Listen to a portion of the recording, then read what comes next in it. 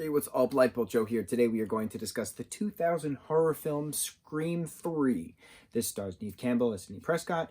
We have Courtney Cox back as Gail Weathers. We have David Arquette back as Dwight Dewey, Sergeant Dwight.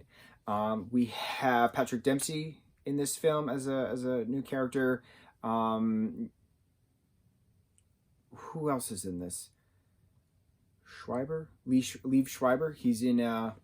He's back as Cotton Weary. So Cotton is killed in the beginning of this movie from another Ghostface. This takes place in Hollywood now. So it's like 3 years after Sidney graduates college. The timeline mixed with the release dates don't add up to the films, but that's fine. So like the first film came out in 96, the second came out in 97, the third film came out in 2000. There was a 2-year difference between the first two films, story-wise, even though there was a 1-year difference cinematically, and then there was a 3-year difference between the films cinematically for 2 and 3, and then there's a 5-year difference between the second film and the third film story-wise, because if it's 3 years after Sidney graduates college and she was a sophomore in college when the second one happened, that means 2 plus 3 is 5. Okay, so there's another Ghostface killer. He's killing people now in Hollywood. Cotton Weary has a talk show, a very controversial talk show. So Ghostface kills Cotton Weary and his girlfriend. Now, it's a matter of, there's the film production of Stab 3 going on in Hollywood at Sunset Studios.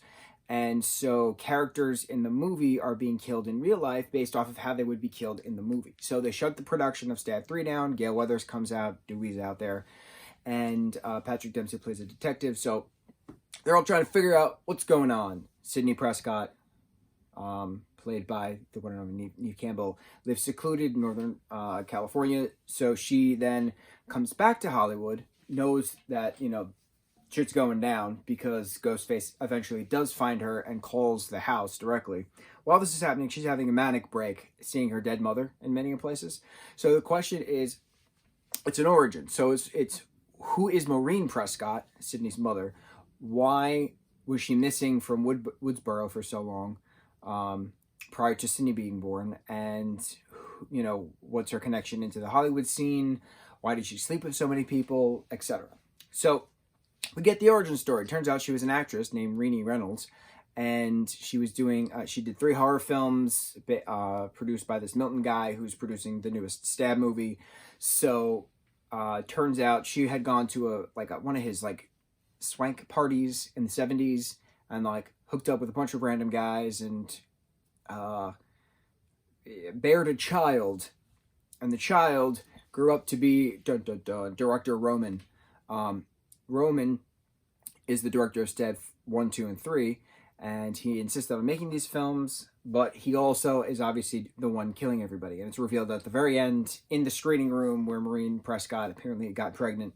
And Roman had explained to Sidney that he had gone to Woodsboro, knocked on the door, and the woman he met as Maureen turned him away and said, "The Renee Reynolds that you think you know is dead.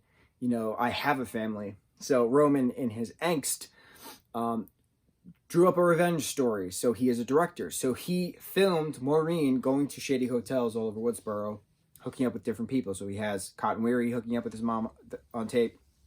Billy's dad, Mr. Loomis, hooking up with his mom on tape. So all Roman had to do was show Billy Loomis the footage and give him a little direction, because he's a director, and explain that he needs, a little scapegoat buddy, aka Stu, who's dumb enough to, be the Ponzi in this particular scheme, for you to place the blame on, if need be. So it's all 3 films revolve around Roman's revenge.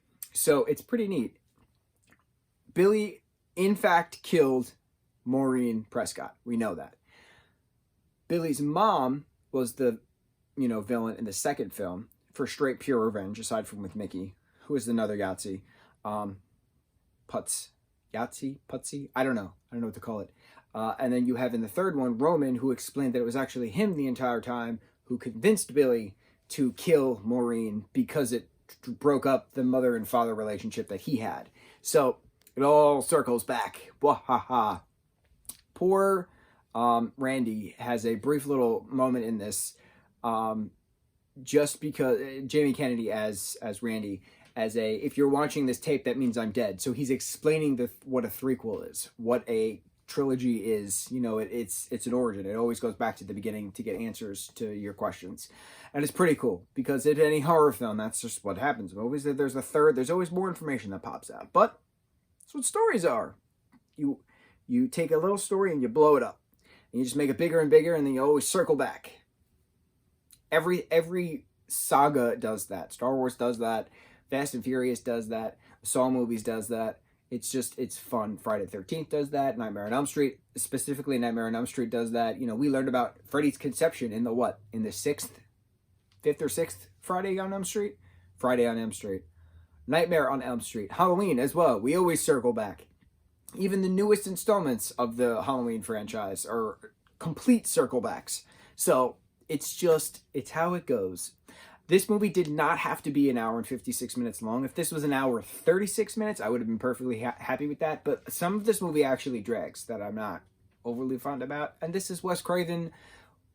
May he rest in peace. But I didn't like this movie as much as the first two because of how long it was, but also because of how many scenes actually dragged. I didn't really like all that. The scenes that I love the most and that I remember the most, especially from when I was a kid, is the chasing scenes in the studio that is made to set up as Cindy's house in Woodsboro. Just, it's so cool because it's fake doors here and fake ceilings there, and I just love that aspect of what you're watching on film isn't actually real because it's a set. So I always like that little haha magic moment. And that's it. So let's conclude our conversation and review for Scream 3. On to Scream 4. Mucho mahalo.